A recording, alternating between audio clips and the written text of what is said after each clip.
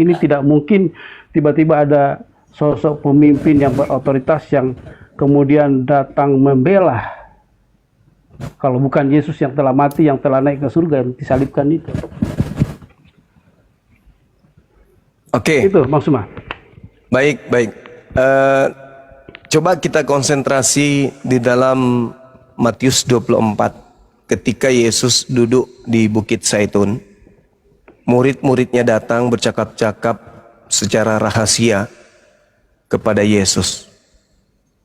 Muridnya bertanya, Matius berapa itu? Matius 24 nomor 3. Yesus kemudian ditanyai oleh murid, katakanlah kepada kami, apa tanda kedatanganmu? Yesus menjawab, tanda kedatanganku yang pertama, seperti kilat yang menyambar dari timur sampai ke barat. Yang kedua, langit matahari tidak bercahaya. Matahari menjadi gelap, bintang tidak bercahaya. Kemudian bulan tidak bercahaya, bintang-bintang akan berjatuhan, kuasa-kuasa langit akan berguncang. Aku akan tampil di tengah langit, di awan-awan, seluruh manusia di bumi akan meratap, dan seluruh manusia di atas muka bumi akan melihat aku. Itu tanda-tanda ketika yang datang itu adalah aku. Jadi ketika ada yang berkata kepadamu, ada Yesus di padang gurun, ada Yesus dalam bilik, jangan kau percaya, itu bukan aku. Sebab kedatanganku nanti diiringi oleh tanda-tanda tersebut. Kalau aku yang datang, maka tanda-tanda itu menyertai. Apa itu? Matahari tidak bercahaya, alias gelap. Bulan tidak bercahaya. Itu ditulis di mana? Di Matius 24 yang sama, di data nomor 27 sampai data nomor 30. Sekarang pertanyaannya, yang Anda katakan Yesus asli yang datang kepada Paulus. Ketika Yesus mengatakan di Matius 24 nomor 23-nya sampai nomor 26, jadi ketika ada orang berkata ada Yesus di sini, ada Yesus di sana, jangan kau ke sana, jangan kau percaya. Sebab Yesus palsu dan nabi-nabi palsu atau rasul-rasul palsu akan muncul dan akan melakukan banyak mukjizat. Sekiranya mungkin mereka akan menyesatkan orang-orang pilihan juga. Camkanlah, aku telah mengatakannya terlebih dahulu kepadamu. Jadi kalau ada yang berkata ada Yesus di padang gurun, ada Yesus di dalam bilik penjara atau bilik rahasia, jangan kau percaya. Sebab kedatanganku nanti, kalau aku yang datang, maka sama seperti kilat menyambar dari timur sampai ke barat. Demikianlah nanti tanda kedatanganku. Pertanyaan saya, apakah ketika ada oknum mengaku kepada Paulus sebagai Yesus, matahari menjadi gelap, bulan tidak bercahaya, bintang-bintang berjatuhan, kuasa-kuasa langit kemudian berguncang, apakah tanda-tanda itu ada? Pak Pendeta? Oke. Silakan. Jadi yang dinubuatkan di Matius pasal yang ke-24 yang Bang Suma baca, itu adalah kedatangan Yesus untuk seluruh manusia, bukan kedatangan Yesus untuk hanya Paulus. Bahkan kita semua akan melihat kalau kita masih hidup dia akan datang. Ini akan terjadi. Bumi akan bergoncang, bintang-bintang akan berjatuhan, itu akan terjadi, tapi belum terjadi. Itu akan terjadi pada saat nanti Yesus datang di akhir zaman. Yang pertemuan pernyataan Paulus dengan Yesus itu hanya pernyataan secara pribadi dalam rangka untuk memilih Paulus secara khusus untuk menjadi utusan bagi bangsa-bangsa di luar Yahudi. Dan apa buktinya? Bahwa apakah dia berhasil, ya sampai sekarang bukti adalah orang Romawi bisa bertobat percaya kepada Yesus, itu salah satunya adalah pelayanan Paulus. Tapi ya sekali lagi, kehadiran atau perjumpaan Yesus dengan Paulus di Kisah Rasul itu adalah perjumpaan pribadi. Dan yang dinubuatkan dalam Matius 24 ini adalah penubuatan umum di mana Yesus akan datang untuk kedua kalinya dan setelah itu kiamat. Justru perjumpaan pribadi Pak Pendeta, Yesus minta muridnya waspada. Ya. Pada waktu itu jika ada orang berkata kepadamu, lihat ada Yesus di sini, baca nomor 23-nya. Ada Yesus di sana, jangan kau percaya. Jadi perjumpaan pribadi Paulus ini yang jangan dipercaya. Justru itu Yesus mengatakan, kalau tanda-tanda itu tidak mengikuti kedatangan oknum yang mengaku Yesus Kristus, itu bukan aku, waspada, dia adalah penyesat. Sebab kalau aku yang datang, tanda-tanda itu menyertai aku. Tapi kalau tidak ada tanda-tanda itu, hanya rebah ke tanah, melihat cahaya, mendengarkan suara, jangan kau percaya, itu bukan aku, itu Kristus palsu. Dia akan menyesatkan banyak orang. Nah, mana banyak orang yang disesatkan itu? Ya Romawi, Belanda, Anda. Jelas itu bang. Andai saja Yesus asli, sabar. Andai saja Yesus asli yang datang kepada Paulus, di abad pertama sudah kiamat dunia ini. Tapi karena yang datang kepada Paulus palsu, maka dunia tidak kiamat. Karena bukan Yesus itu. Itu adalah penyesat yang ngaku Yesus. Gitu abangku. Jadi begini bang. Iya silakan. Kalau abang menghubungkan memang kesannya seperti itu. Tapi kan dengan jelas di sini ada banyak Mesias. Mesias ada di sana, Mesias ada di situ. Tapi yang jelas waktu Paulus dijumpai oleh Yesus, ini hanya satu orang, tidak ada. Kemudian di Antioquia ada Mesias ngaku Mesias, kemudian ada di Alexandria ada Mesias, tidak ada. Cuma satu yang datang ke situ. Nah, ini maksudnya apa di sini? Mesias palsu ini di akhir zaman itu akan banyak, bahkan terjadi mulai sekarang sudah banyak yang mengaku-ngaku Mesias kan. Itu bukan hanya dari kalangan siapa, dari kalangan Kristen sendiri ada yang mengaku-ngaku Mesias, dan itu baru awal. Nanti sebelum Yesus datang, itu akan lebih banyak lagi kepalsuan-kepalsuan akan muncul. Dan itu terjadi di penghujung akhir zaman nanti. Itu belum di negara api sekarang. Karena dikatakan di sini bahwa Injil kerajaan ini akan diberitakan di seluruh dunia. Nah, saya terus terang bersyukur Bang Suma memberitakan firman Tuhan seperti ini. Ini adalah salah satu penggenapan. Karena tidak mungkin orang di luar Kristen memberitakan firman dengan di mana kita hidup hari ini. Bang Suma, teman-teman yang lain di YouTube, baca Alkitab sekalipun itu dengan motivasi apapun, bagi saya itu bersyukur. Karena itu adalah penggenapan zaman. Di mana-mana Injil diberitakan, entah itu dari orang yang tidak mengaku Kristus sebagai Tuhan ataukah siapapun, tapi itu adalah penggenapan. Kita sedang menuju ke sana, di mana Yesus akan datang. Sangkakala berbunyi, Yesus akan datang dan dia akan berdiri di atas awan. Dan kalau kita masih hidup, kita akan menyaksikan itu. Oke. Jadi ketika dikatakan banyak orang akan datang memakai namaku, ada Yesus di sana, ada Yesus, jangan kau percaya. Itu terbukti. Seluruh pengikut Paulus itu memberitakan nama Yesus dan berkata Yesus yang datang kepada mereka itu adalah Kristus. Ananias, kemudian penulis Matius, penulis Lukas, penulis Yohanes yang ada di Pulau Patmos, banyak Yesus-Yesus yang datang kepada mereka. Akulah Yesus tunas Daud, sang bintang timur, bintang gilang gemilang. Itu semuanya akulah Alfa dan Omega, kepada aku diberi kuasa langit dan bumi. Itulah Yesus-Yesus palsunya. Termasuk murtadin-murtadin ini ngaku bertemu Yesus pada saat mereka haji, pada saat mereka umroh, pada saat mereka tahajud. Itu sedang bertemu dengan Kristus-Kristus palsu itu.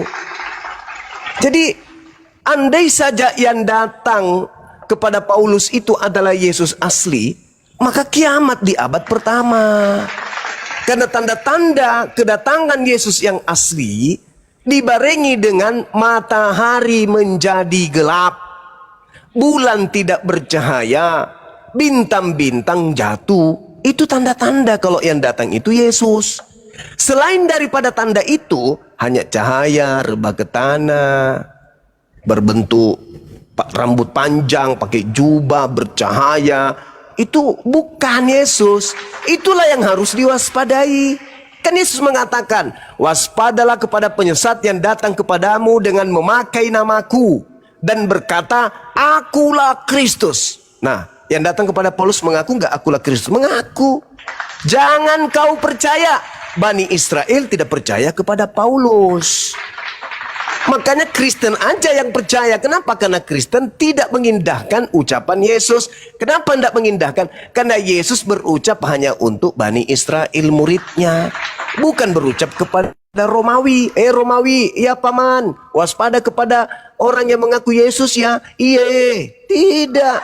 Murid-murid Yesus, orang Yahudi lah yang diminta oleh Yesus waspada kepada yang datang kepada Paulus. Makanya orang Yahudi tidak percaya kepada Karisteng. Begitu Pak Pendeta. Jadi sekali lagi saya katakan, kalau Pak Pendeta mengatakan nanti kalau kita akan melihat dia datang, semua manusia akan meratap melihat dia di atas awan. Loh, berarti yang datang kepada Paulus itu bukan dia. Karena tanda-tanda itu ternyata belum datang. Yesus hanya datang 2 kali. Selain daripada itu bukan Yesus. Kalau Yesus datang kedua kali dan kedatangan kedua kalinya itu belum datang, berarti kedatangan keberapa yang datang kepada Paulus in the gang? Itu kedatangan ketiga rupanya. Lebih dulu ketiga daripada kedua. Tidak, Pak Pendeta. Kesimpulannya, yang datang kepada Paulus itu bukanlah Yesus anak Maria. Silakan.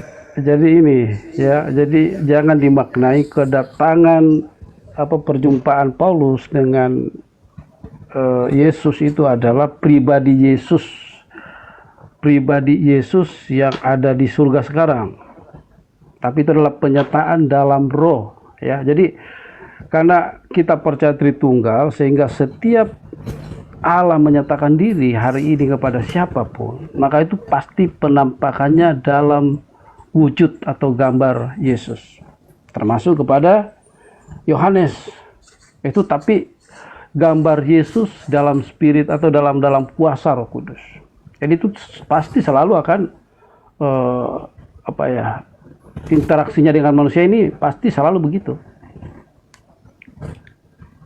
Jadi kepada siapapun Yesus akan memilih untuk dijadikan atau dipanggil khusus, dipilih secara khusus, seperti Paulus misalnya.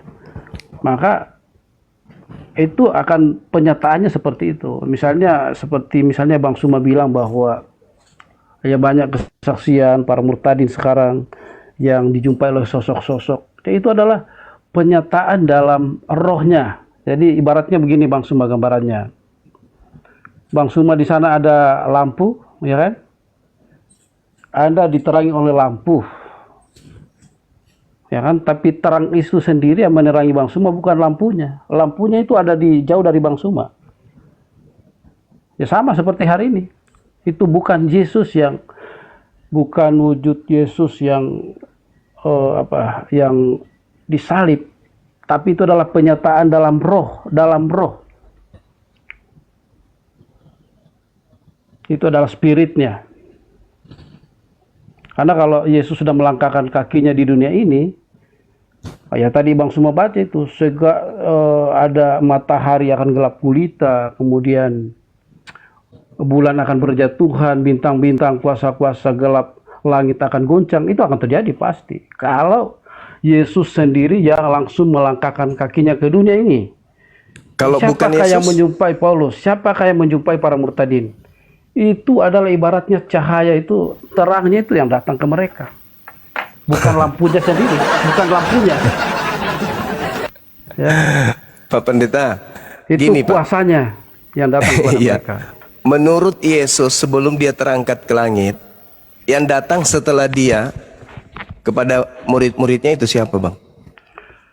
Nah, kalau itu adalah pribadi orang-orang yang kemudian mengaku percaya Yesus, kemudian dia, ya misalnya begini ya, kami sekarang itu menghadapi yang namanya aliran sesat dari Korea, itu namanya aliran Shusenji, pemimpinnya itu mengaku adalah Mesias hari ini. Dan kemarin saya menghadapi mereka di pertemuan ini dan kita usir mereka. Itu salah satu contoh. Dan di belahan Ya, bumi enggak. yang lain pun ada orang-orang yang seperti itu sekarang mengaku adalah Mesias. Oke. Nah, orang-orang Gini, seperti itu. Jadi bukan Yesus yang itu adalah manusia seperti kita yang mengaku-ngaku sebagai Mesias. oke gini Pak Pendeta. Yesus berpesan kepada muridnya adalah lebih baik jikalau aku pergi. Sebab jikalau aku tidak pergi, maka penolong lain itu tidak akan datang. Pertanyaan saya, menurut Yesus, penolong yang datang setelah Yesus terangkat itu siapa? Yesus sendiri atau ada oknum lain? Oke, saya bacakannya siapa akan datang. Ya, Yohanes 16 nomor 7, nomor 8, nomor 9 Itu di sampai Yohanes. nomor 15. Teman-teman kan mungkin sudah baca di sana ya. Tidak perlu saya bacakan. Adalah lebih baik jikalau aku pergi, sebab kalau aku tidak pergi, sang penghibur itu tidak akan datang. Siapa penghibur ini, Pak? Penghibur itu adalah pribadi Allah yang ketiga, itu roh hulula atau Yang datang kepada Paulus siapa? Nah, itu adalah Roh Kudus. Tapi Jadi Roh bukan Kudus, Yesus. Roh Kudus yang menyatakan diri. Ya, jadi tidak bisa dipisahkan itu. Jadi Langsung kena di sini, kena dia nih. Roh Kudus menyatakan diri kepada Paulus, tapi dalam dalam Aku harus spirit pergi, atau dalam sebab gambarnya kalau- Yesus ya. Aku harus pergi, sebab kalau aku tidak pergi, Roh Kudus itu, Roh kebenaran itu tidak datang. Berarti oknum lain, Pak. Yesus harus pergi supaya oknum lain itu datang. Nah, yang datang kepada Paulus siapa? Oknum lain atau Yesus sendiri? Pasti Yesus. Ya, katanya oknum lain, kata Yesus. Itu jadi Yesus dan Roh Kudus itu tidak terpisah. Jadi Di mana dalilnya, sekarang Pak? ini Di mana kuasa Roh dalilnya? Kudus berkarya. Tolong dalil, Pak. Kalau Tolong dalil Yesus dan Roh Kudus itu tidak terpisah, itu di mana dalilnya? Oke, sebentar ya, saya buka. Iya. Silakan.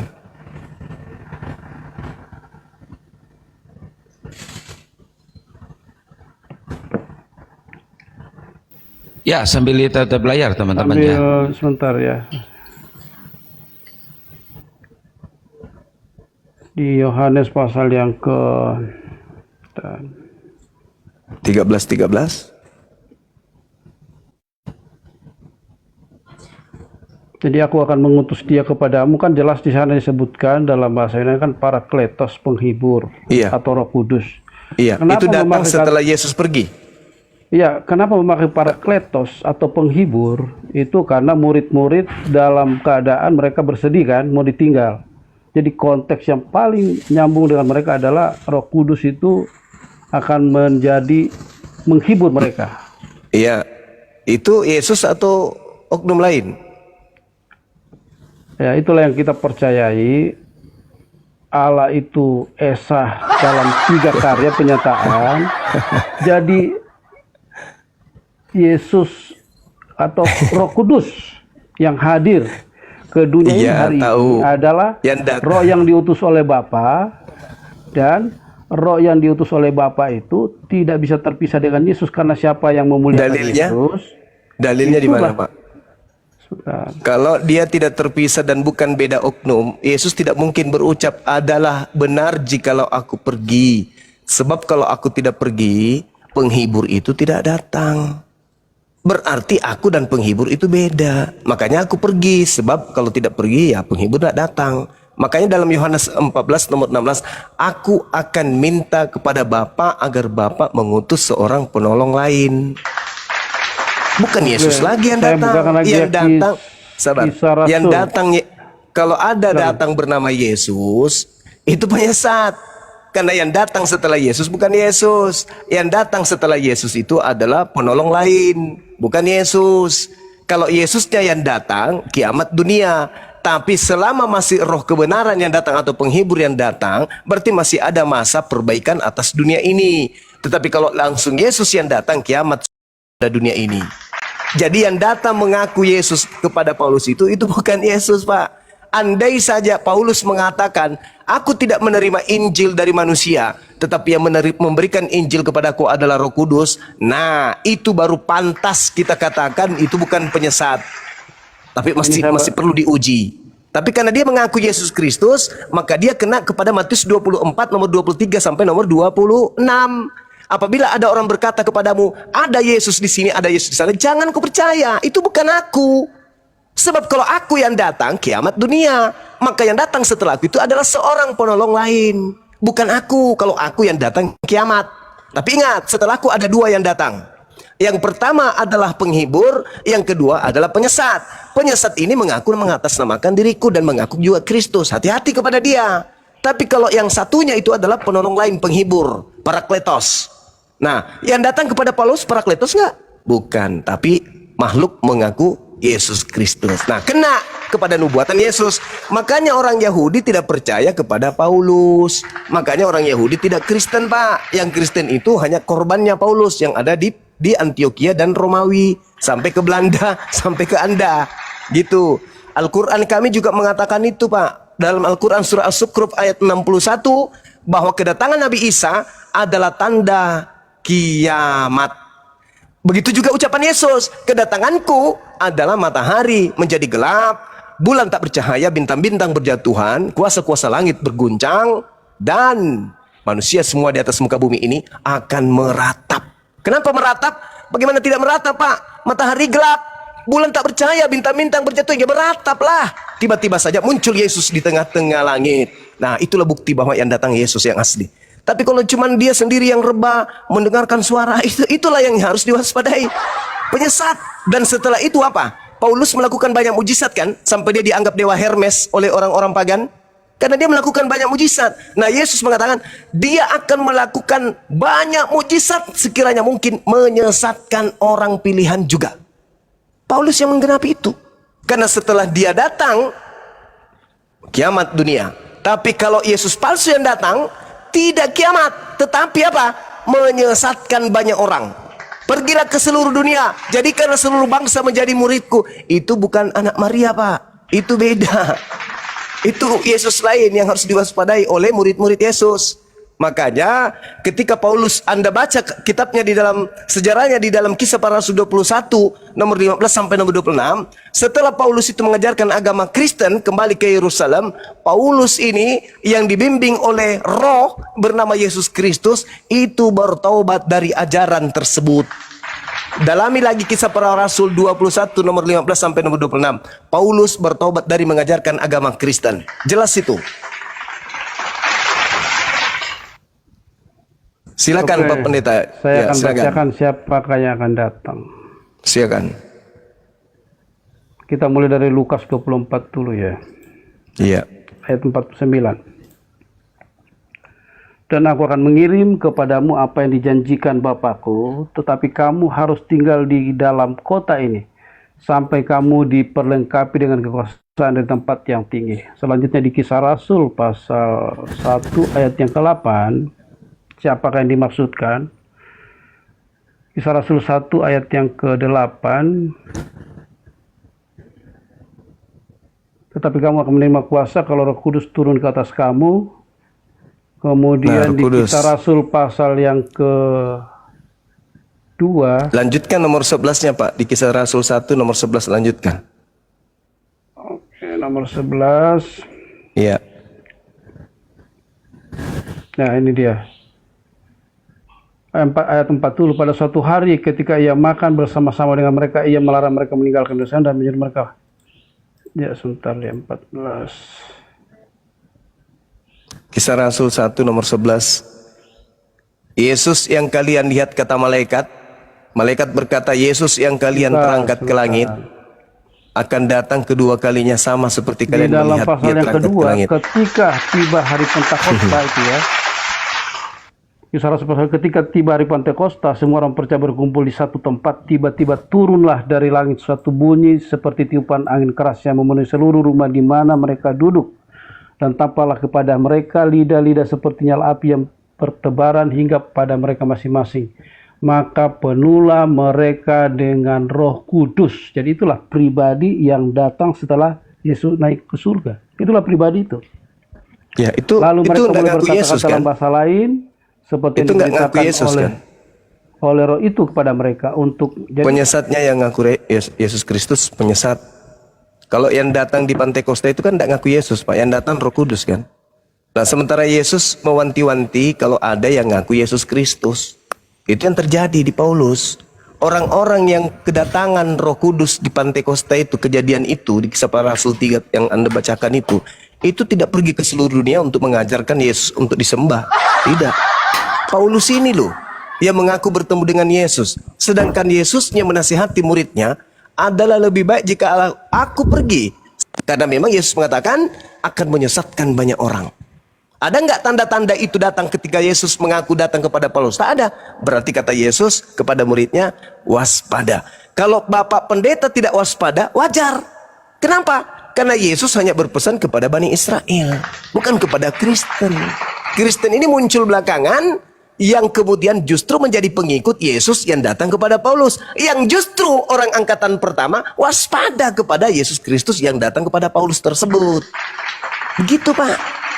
Kalau kita mau jujur-jujuran terhadap data, maka ya jangan gengsi mengakui bahwa memang Yesus datang kedua kalinya diikuti dengan tanda-tanda tersebut. Dengan kata lain, kalau tidak ada tanda itu, maka siapapun dia, mau Paulus ke, Petrus ke, Matius ke, kalau tidak ada tanda-tanda itu bukan Yesus.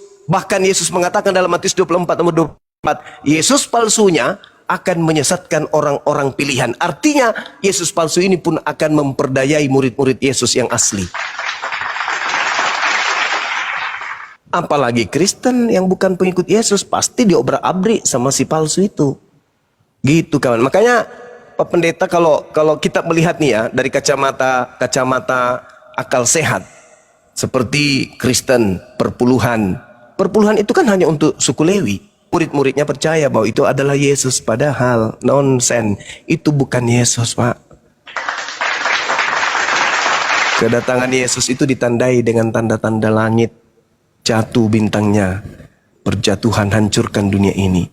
Selama itu tidak terjadi, mau 1 miliar pun oknum mengaku berupa cahaya, berupa suara, berupa tokek, berupa apapun itu, kalau tidak ada tanda-tanda itu, hanya mengaku akulah Yesus, akulah Yesus. Jangan percaya, Pak. Itu kata Yesus.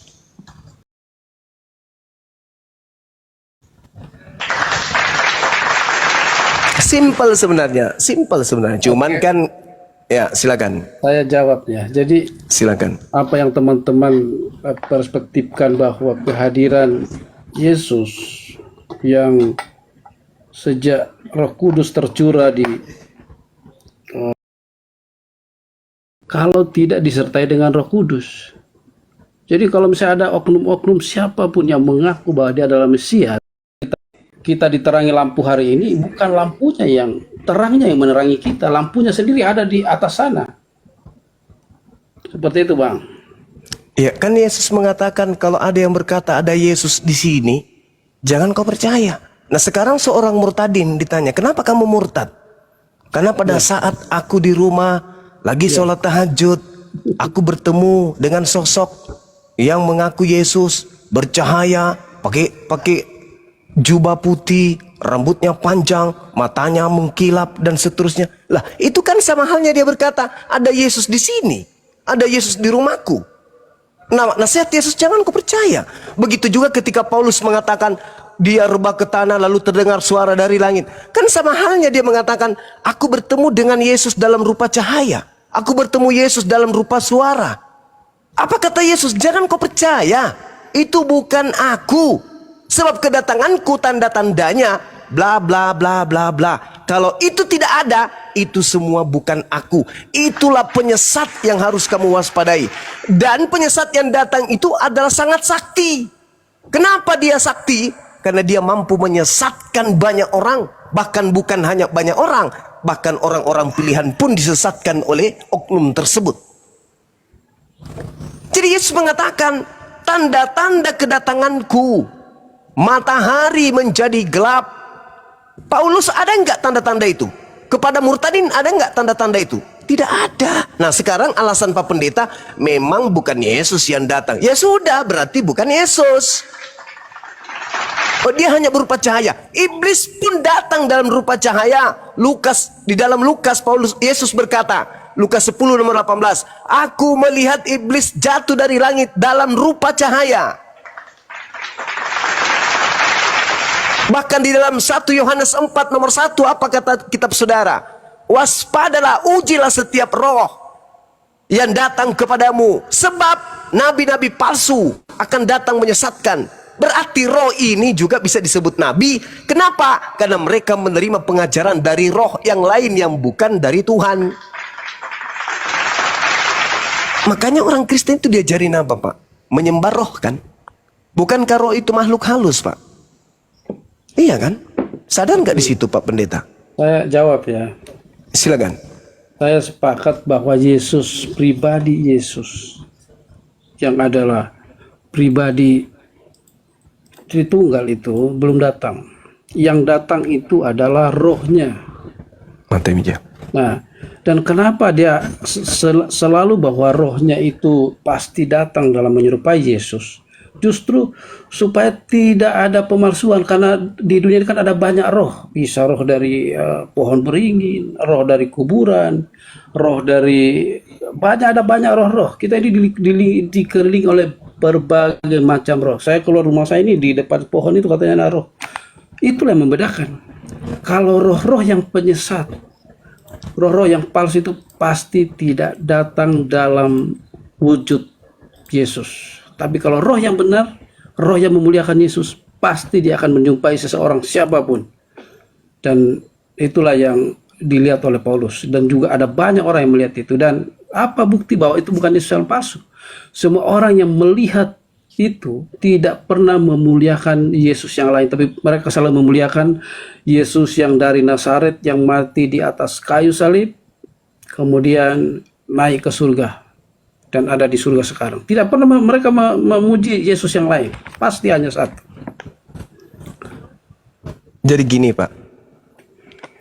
Yesus berkata di dalam Matius 12, angkatan jahat ini minta satu tanda. Angkatan jahat loh, Pak, yang disebut. Dan tidak akan diberikan satu tanda apapun kecuali anak manusia akan keluar dari kubur pada hari ketiga. Itu untuk tanda untuk siapa itu? Itu tanda untuk angkatan jahat. Jadi kalau Anda memuliakan penyaliban, bangkit pada hari ketiga, Anda angkatan jahat.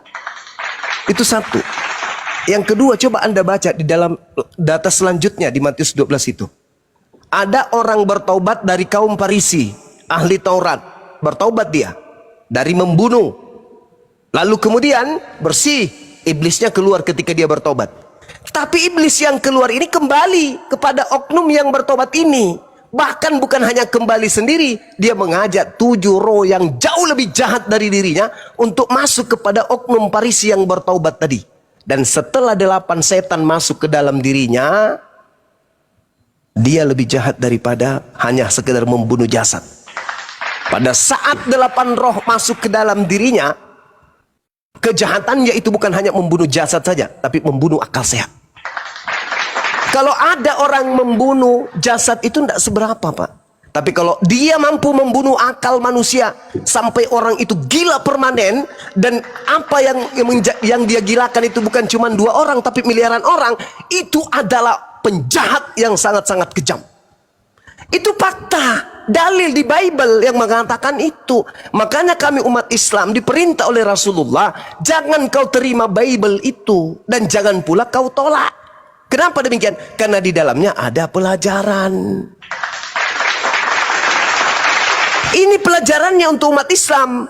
Kami belajar tentang Bible dan uraian-uraian Al-Quran itu jelas tentang sikap, perbuatan, ciri khas, tipikal karakter orang-orang yang disesatkan kemudian, yang menganggap bahwa Nabi Isa alaihissalam itu mati menebus dosa-dosa manusia, yang menganggap bahwa Nabi Isa itu disalibkan dan seterusnya. Padahal Yesus sendiri di dalam Bible milik orang Kristen dikatakan angkatan jahat ini minta satu tanda, dan tidak akan diberikan satu tanda apapun selain tanda Yunus, sebab Yunus 3 hari 3 malam dalam perut ikan, demikian juga anak manusia 3 hari 3 malam dalam perut bumi. Artinya pada hari ketiga Yunus keluar dari perut bumi, perut ikan. Artinya manusia yang dikuburkan keluar dari goa pada hari ketiga. Itu tanda siapa? Itu tanda untuk angkatan jahat.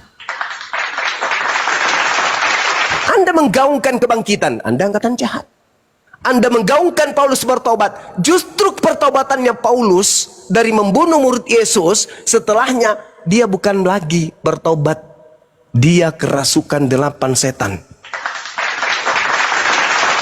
Saya tidak mengada-ngada, Pak. Saya membaca Bible. Saya ini meskipun saya tidak sekolah pendeta, saya bukan lulusan STT, tetapi kalau berbicara mengenai Bible, saya tidak ada tendensi uang, saya tidak ada tendensi dogma dan doktrin. Saya bebas menggunakan akal sehat saya yang diberikan Tuhan saya kepada saya untuk membaca, menilai, dan melihat apa yang ada di dalam Bible Bapak itu sendiri. Coba Anda lihat di dalam Matius 12 nomor 43. Setelah diterangkan mengenai angkatan jahat. Angkatan jahat ini kemudian apabila roh jahat keluar dari dirinya, maka roh jahatnya itu roh jahatnya ini kemudian mengembara di padang tandus. Nah, kemudian roh jahat ini tidak menemukan tempat, maka roh jahat kembali kepada orang yang bertaubat tadi. Lalu kemudian memanggil roh jahat yang lainnya masuk ke tempat yang bertaubat tadi. Apa kata Yesus? Demikian juga akan berlaku atas angkatan jahat ini. Dari mana kemudian Kristus mendapatkan penebusan dosa dengan menggunakan manusia sebagai tumbal di atas salib? Dari mana? Dari Paulus. Siapa yang membisikkan Paulus? Ya makhluk roh halus tadi yang ngaku Yesus itu. Yesus ada nggak mengajarkan nebus dosa pakai manusia? Nggak ada. Baca Matius 8 nomor 4. Yesus berkata kepada muridnya, pergilah engkau, perlihatkanlah dirimu kepada imam. Persembahkanlah persembahan yang diperintahkan oleh Nabi Musa alaihi salam kepadamu. Apa yang diperintahkan oleh Nabi Musa? Korban hewan. Imamat 1 nomor 2. Katakan kepada orang Israel, apabila mereka hendak mempersembahkan kurban persembahan penebusan dosa kepada Elohim, kepada Tuhan, hendaklah mereka mempersembahkan hewan ternak, domba, kambing, sapi, lembu. Tak ada manusia, Pak. Tak ada manusia menebus dosa. Hanya makhluk ngaku Yesus yang datang kepada Paulus yang kemudian mengajarkan penebusan dosa menggunakan darah manusia. Padahal di dalam Imamat 11 nomor 20, 18 nomor 21 Tuhan sendiri mengatakan, jangan engkau mempersembahkan anak manusia kepada dewa Molok. Keluaran 23 nomor 8 nomor 7 nomor 8. Jangan kau mempersembahkan orang benar. Jangan kau korbankan, jangan kau membunuh orang yang benar. Jangan kau menzalimi orang yang benar. Sebab aku Tuhan tidak akan membenarkan orang-orang yang bersalah. Amsal 6 nomor 16. 6 perkara yang dibenci oleh Tuhan. Bahkan 7 kekejian di dalam hatinya. Di antaranya adalah membunuh orang yang tidak bersalah. Jadi pembunuhan terhadap Yesus adalah kekejian bagi Tuhan. Itu adalah sesuatu perbuatan yang dikutuk oleh Tuhan. Bukan malah nebus dosa, Pak. Tetapi oleh setan, pembunuhan terhadap Yesus diputar. Itu adalah untuk nebus dosa manusia. Dari mana? Yesus ditanya di dalam Matius 19, Guru, bagaimana caranya supaya saya bisa masuk surga? Apa kata Yesus? Jangan kau membunuh. Boleh enggak membunuh Yesus? Tidak boleh. Apa akibatnya kalau membunuh Yesus? Dosa besar. Apa akibatnya? Neraka. Berarti membunuh Yesus, menyalibkan Yesus, upahnya neraka, bukan nebus dosa. Tapi dibalik oleh Yesus yang datang kepada Paulus. Paulus, akulah Tuhan Paulus. Aku datang nebus dosa Paulus, keluar dari kubur Paulus. Padahal yang keluar dari kubur itu sudah bukan Yesus. Itu bukan Yesus, Pak, yang keluar dari kubur. Itu angkatan jahat yang menerima tanda itu simbol. Apa bukti? Apakah murid Yesus yang ke-11 ini selain Yudas percaya kebangkitan pada hari ketiga? Tidak. Mana dalilnya? Baca Lukas 24 nomor 9 sampai nomor 12. Satu perikop Anda baca. Tidak ada murid malah mengatakan itu bohong, itu cerita kosong, itu omong kosong, itu hurapat, itu angan-angan. Itu cerita dongeng menurut murid Yesus. Gurumu sudah nggak ada di kubur loh. Nggak mungkin, itu bohong, itu omong kosong. Kenapa mereka seperti itu? Karena tidak menerima tanda-tanda angkatan jahat. Yang percaya kebangkitan itu hanya angkatan jahat. Kristen ini apakah dari Bani Israel? Bukan. Kristen ini berasal dari Antioquia, menyebar sampai Roma, Yunani, sampai ke Belanda. Bukan Bani Israel. Mereka ikut siapa? Ikut murid-murid Yesus yang tidak percaya kebangkitan pada hari ketiga? Atau mereka ikut kepada yang mengajarkan kebangkitan pada hari ketiga? Jawabannya, Kristen ikut kepada yang percaya pada kebangkitan hari ketiga. Padahal kebangkitan hari ketiga itu adalah tanda untuk angkatan jahat. Coba. Oke, coba Anda renungkan itu. Silakan. Saya luruskan dulu. Lukas 11, siapa itu angkatan jahat? Kalau Lukas 11 ayat yang ke-28, angkatan jahat ini orang-orangnya. Ketika orang banyak itu mengerumuninya. Orang banyak ini siapa? Mereka adalah orang-orang Yahudi yang selama itu berseberangan dengan Yesus. Dan bahkan sampai hari ini pun mereka belum terima bahwa dia adalah Mesias. Itu sebabnya ketika orang-orang banyak ini berkumpul, Yesus berkata, angkatan ini. Nah, angkatan itu siapa? Orang-orang Yahudi yang selama itu selalu berseberangan dengan Yesus. Dan Yesus berkata bahwa aku tidak akan melakukan apa-apa pun selain daripada tanda Nabi Yunus. Dan itu maksudnya dirinya sendiri. Sebagaimana Yunus dalam perut ikan, demikian juga Yesus hanya 3 hari 3 malam dikubur, kemudian dia bangkit. Artinya apa? Bahwa orang Yahudi bahkan tergenapi sampai hari ini. Yesus bangkitnya di sana, Yesus mujizatnya di sana, tapi itu hanya sebatas tanda bagi orang Yahudi, digenapi sampai hari ini. Jadi itu angkatan jahat itu bukan siapa-siapa, tapi orang-orang Yahudi. Yang lainnya bahwa tentang penebusan, justru itu kenapa kita orang Kristen kemudian masih memakai kitab Taurat. Karena penebusan Kristus itu tidak terlepas daripada spiritual atau apa namanya, penyembahan-penyembahan yang dilakukan oleh ritual agama yang dilakukan oleh orang-orang Yahudi. Kenapa? Yesus ini kan datang sebagai orang Yahudi, sehingga apapun yang menyangkut tentang Yesus ketika ada di dunia ini secara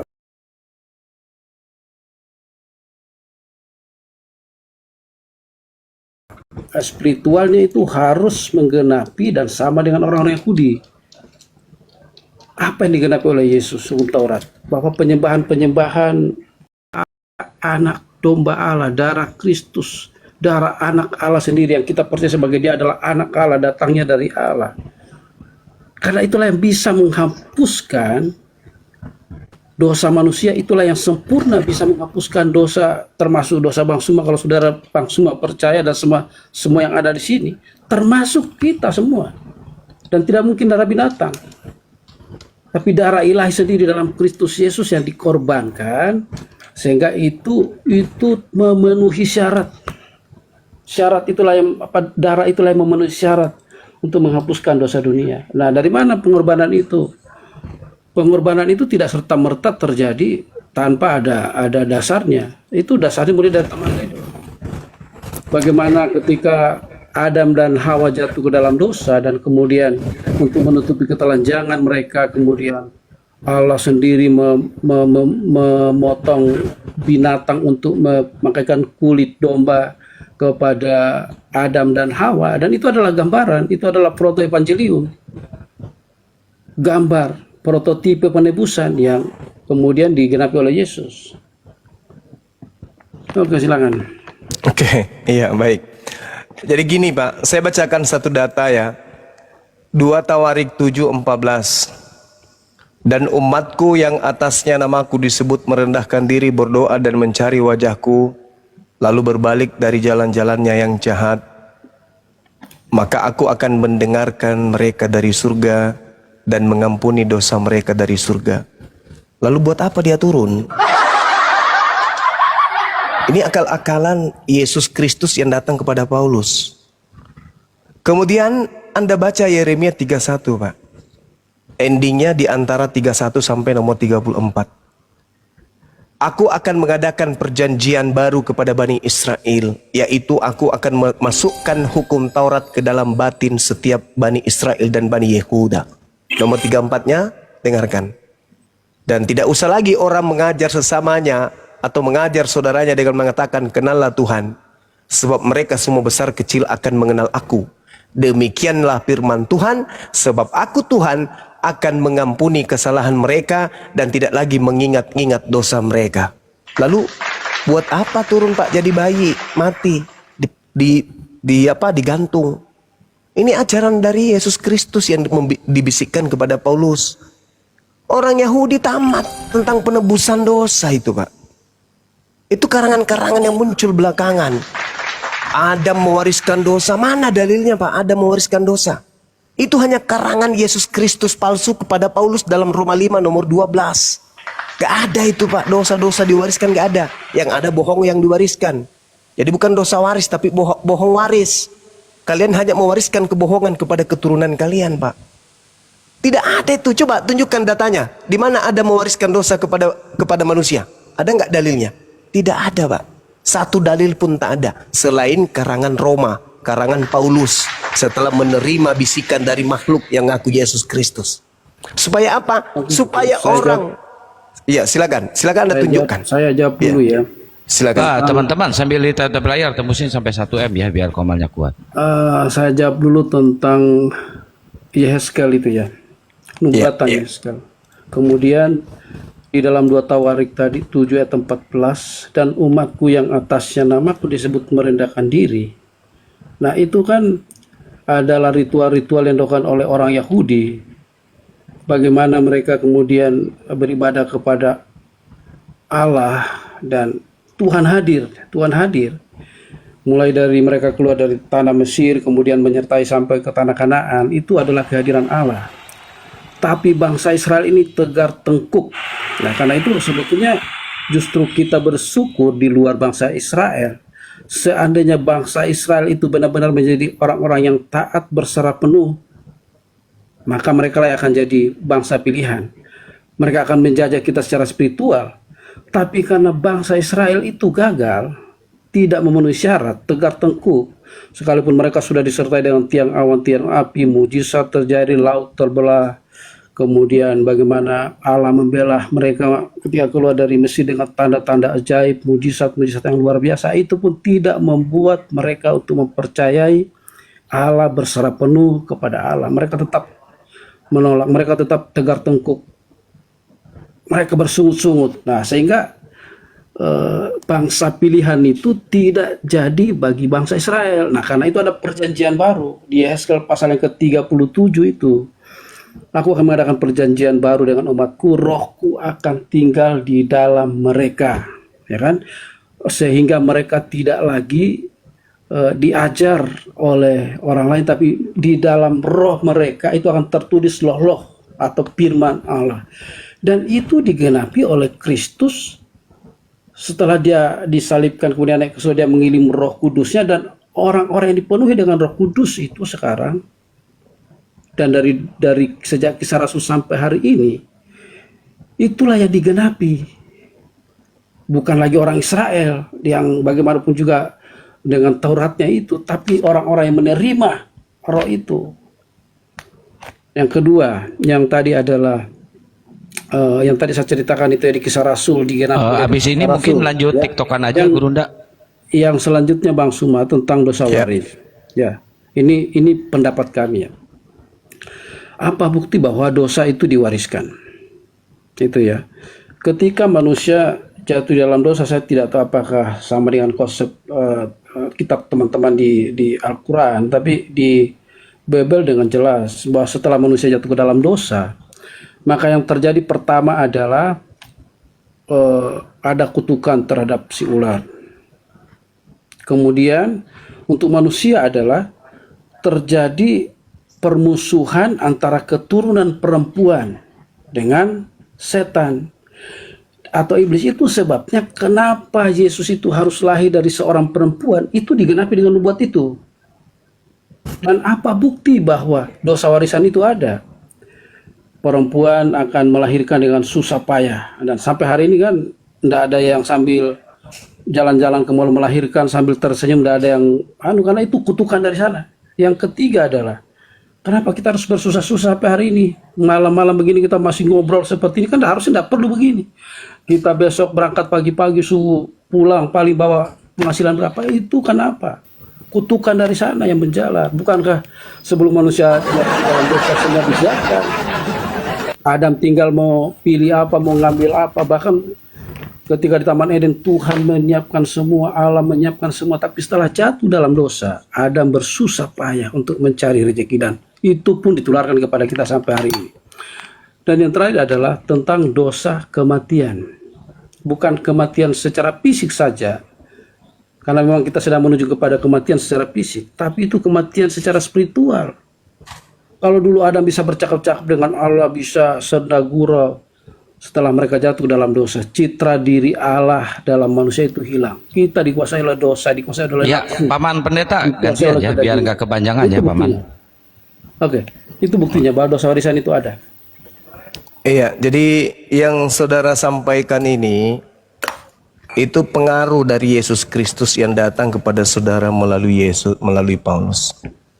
Saudara tidak bisa membuktikan adanya data di dalam kitabnya agama Yahudi yang kalian ambil bahwa Adam mewariskan dosa kepada anak cucunya. Itu hanya sangkaan kalian saja. Cocokologi biar orang percaya agar menyembah makhluk roh yang ngaku Yesus tersebut. Jadi gini, kalau Yesus itu datang kemudian mati untuk nebus dosa kutuk yang diwariskan oleh Adam, maka Anda harus menjilat ucapan Anda sendiri. Setelah Yesus mati menebus kutuk di atas tiang salib, maka orang-orang lagi ke mall melahirkan pun bisa. Karena kutuknya sudah nggak ada lagi kesakitan. Orang-orang sekarang tinggal bilang mau makan durennya duluan datang. Baru ketika mereka mau makan jambu monyet, baru bilang jambu monyetnya sudah ada duluan. Tapi faktanya, Yesus mati konyol berarti. Karena tak memberikan efek apa-apa. Wanita melahirkan masih bersakit-sakitan. Orang cari nafkah masih bersusah-susahan. Jadi itu cuma akal-akalan gereja saja. Katanya nebus dosa, nebus kutuk. Artinya kalau sudah ditebus utang itu lunas. Lunas gak?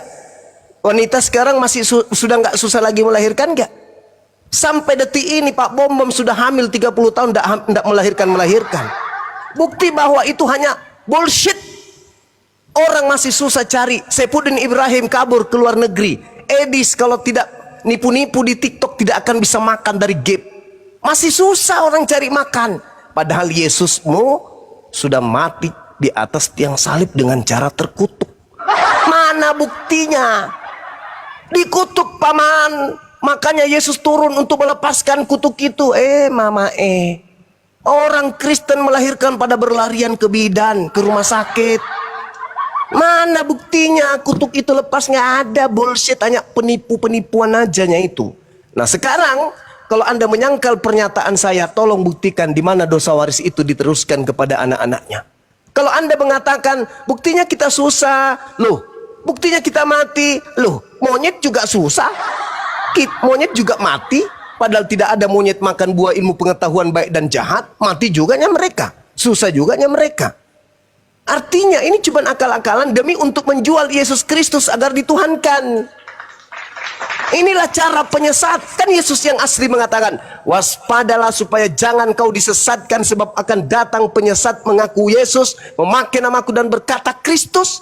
Ya namanya penyesat, alatnya lengkap, otak yang dirusak. Makanya muncul dari seorang pendeta mengajarkan sesuatu yang tidak ada dasarnya. Saudara mengatakan bla bla bla bla bla, padahal 2 tawarik itu sudah sangat jelas. Aku mendengarkan doa dari surga dan aku mengampuni dosa dari surga. Ngapain turun jadi bayi? Tidak ada itu Pak Pendeta. Mohon maaf nih, saya sudah ngantuk jadi saya ajak Bapak untuk bercanda. Tidak ada itu Pak. Yang Anda usung itu hanya misi dari Yesus Kristus yang datang kepada Paulus agar dipercayai. Maaf. Ya, jualan Anda itu bagi kami enggak laku. Itu tidak masuk akal dan tidak didukung oleh dalil. Silakan. 2 Tawarik 14 itu kan tidak terjadi. Umatku yang atasnya namaku disebut merendahkan diri. Karena apa? Buktinya apa? Tidak terjadi. Bahkan bait suci orang Israel pun berapa kali dirobohkan. Artinya bahwa kalau itu digenapi, bait suci mereka tidak dirobohkan dan mereka berdoa dengan sungguh-sungguh kepada Allah. Ya, sekali lagi kita jadi hambanya orang Israel, tapi syukur itu tidak digenapi. Yang kedua adalah mengenai dosa waris. Ya, saya katakan bahwa dosa waris buktinya terjadi seperti itu hari ini. Tidak berarti bahwa ketika Yesus menanggung kutuk itu, itu sudah sempurna, ditebus belum? Nanti kalau Yesus datang memerintah sebagai raja, itu baru digenapi secara sempurna. Tidak ada lagi kesusahan di sana. Tidak ada lagi kematian di sana, tapi kehidupan kekal di situ digenapi secara sempurna. Tapi hari ini pun, kalau orang benar-benar percaya, bisa mengalami. Kalau benar-benar percaya dan yakin, bisa mengalami janji itu. Artinya, dia bisa dapat rezeki gampang, diberkati dengan luar biasa, bahkan tidak dikuasai lagi dosa, bisa lepas dari dosa, lepas dari sakit penyakit, belenggu-belenggu sakit penyakit, itu bisa terjadi hari ini. Tapi itu baru receh-recehnya, belum sempurna, belum utuh, karena kita masih dalam tubuh yang berdosa. Nanti setelah kita tubuh yang berdosa ini digantikan dengan tubuh kemuliaan, baru di situ digenapi secara sempurna apa yang dijanjikan oleh Yesus di atas kayu salib, pengorbanannya di atas kayu salib. Itu Bang Suma. Saya pikir kita sudah ngantuk semua. Saya juga mau istirahat Bang Suma. Terima kasih untuk silakan Pak Pendeta. Terima kasih juga. Selamat lanjutkan puasa. Tinggal beberapa hari. Kami doakan supaya teman-teman bisa mendapatkan hidayah khusus selama bulan Ramadan, sehingga kita menjadi orang-orang yang lahir secara masuk ke dalam kefitraan, kembali kepada asal kita, menjadi manusia-manusia yang membawa damai, membawa sukacita, damai sejahtera di mana pun kita berada. Terima kasih Bang Suma. Makasih Pak Pendeta Metanoia. Siap. Pak Pendeta Saturun. Ya. Kesimpulannya nggak ada. Yang datang kepada Paulus itu Yesus atau bukan? Kesimpulannya nggak ada loh, Pak Pendeta. Ya, sekali lagi itu adalah Yesus dalam rohnya, ya, dalam rohnya, bukan pribadinya, tapi Yesus dalam roh. Itu rohnya ya. Yesus kan pribadinya Yesus juga, Pak. Ya, terima kasih. Beda, mesti kita masuk ke dalam konsep Tritunggal, tapi terlalu panjang lagi lah, kita sudah ngantuk. Terima kasih. Oh iya. Pusing bagaimana. Gagal 20 juta. Padahal saya berharap saudara pendeta ini yang bisa memenangkan 20 juta. Ternyata lah harus masuk ke Tritunggal dulu. Assalamualaikum Gurunda semuanya. Waalaikumsalam warahmatullahi wabarakatuh. Kandoti, Kandita.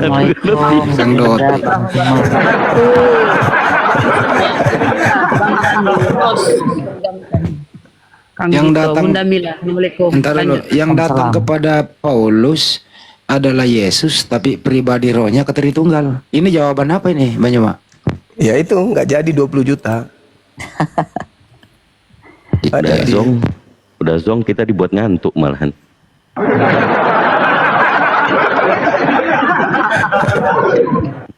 Lari yang ke Tritunggal. Padahal jelas-jelas loh teman-teman. Adalah lebih baik jika benar jikalau aku pergi. Sebab kalau aku tidak pergi, maka seorang penolong lain itu tidak akan datang. Berarti aku harus pergi supaya penolong, yaitu seorang penolong, seorang loh. Seorang berarti manusia. Nah, berarti menurut Yesus yang datang setelahnya itu adalah roh kebenaran. Bukan Yesus. Tapi yang datang kepada Paulus justru Yesus, tapi tidak diiringi oleh tanda-tanda. Artinya yang datang kepada Paulus ya diduga adalah penyesat. Itu yang ada di dalam Bible. Jadi 20 juta masih aman di kantong.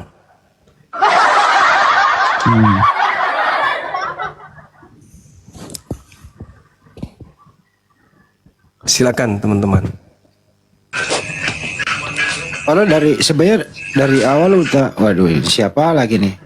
Sebenarnya dari awal kan udah jelas bahwa di Antioquia itu siapa? Paulus. Oke, izin kita promosi dulu akun Bunda Mila ya.